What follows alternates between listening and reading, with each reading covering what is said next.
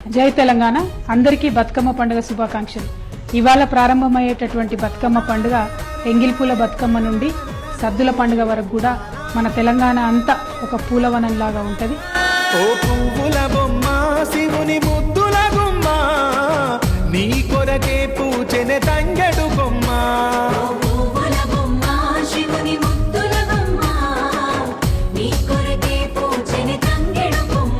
కొమ్మ కొమ్మలో జన్మ పూల పున్నమివమ్మ, నిన్ను కొల్లిచి తరించే